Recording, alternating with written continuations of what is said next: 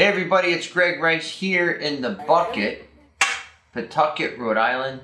And we've seen up in Worcester, the turnover costs up there are higher than they are here in Rhode Island's office. And it's an interesting thing to me. So I took a look at it, and it seems that overall, Worcester properties are older and also are larger in square footage compared to Rhode Island properties. So I remember looking at Fall River when that office was open and we shut that down.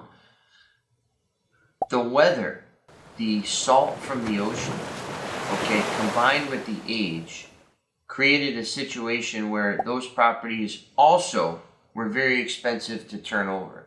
But Worcester is a different one, so we want to talk about that. Is it worth it, is the crux of my video here, to be spending $10,000, $15,000, $20,000, right, to turn over a 2 or 3 bed apartment? Is it worth it? My point always with these types of questions, you can call them, is what are your goals? What is the purpose of you owning this property? I know what mine is. You know what yours is, or don't you? Have you ever sat down and said, this is why I do this? This is why I own rental property. Have you done that? Or are you before that in a sense of, I'm going to buy a rental because it's the right thing to do? Or I like money and I want more of it. Is your thought that infantile? And when money comes along to you, you accept it.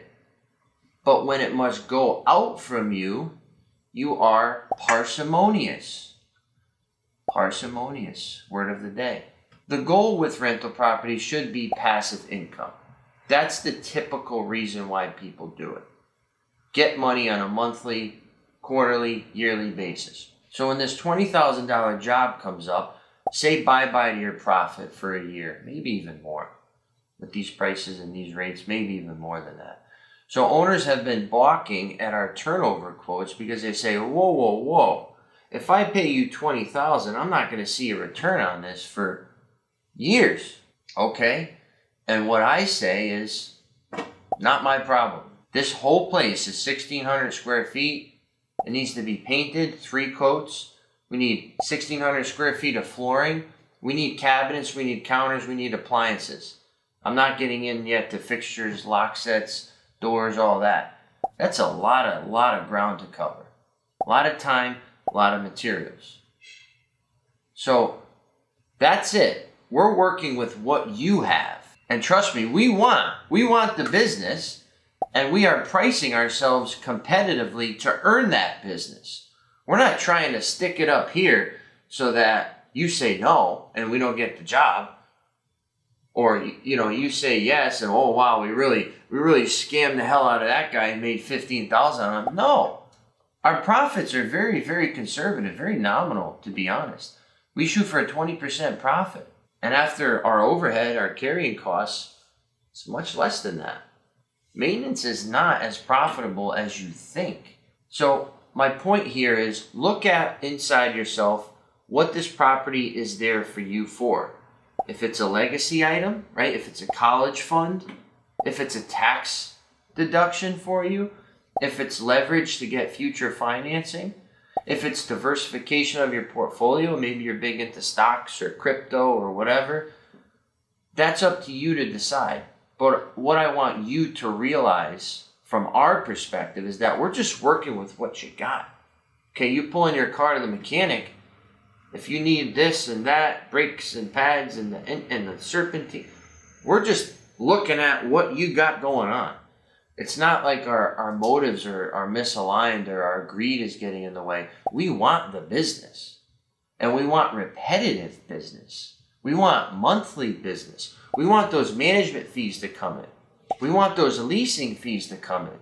We want the maintenance jobs to come in. But at a pace that's healthy for you and for us and sustainable for the future.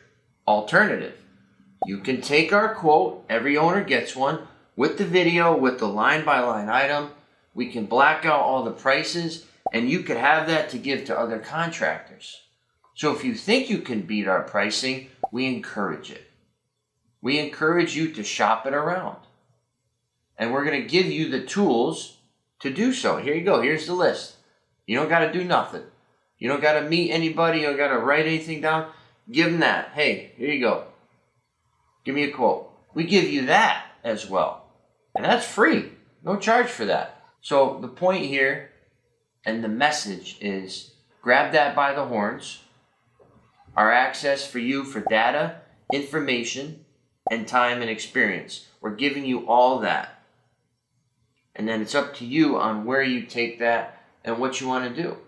But keep in mind, if you don't fix this property, right? If you don't fix the apartment, how we've outlined, whether with us or with somebody else, we're not going to advertise it. We have minimum standards, and all of our quotes go through the entire unit and say, this is the bare bones of what's needed in order for us to rent it. And if those aren't met, then we're not putting our name on it and broadcasting it to the world. And again, you can rent it on your own. You can have a realtor do it for you who may have lesser standards. Okay, but ultimately, when that tenant moves in, they're going to have those complaints and more. And now you're off to a rocky start because you were cheap on the front end and you were frugal and you were parsimonious. So once again, Greg Rice here in the bucket. Your property and your turnover quote mindset managed.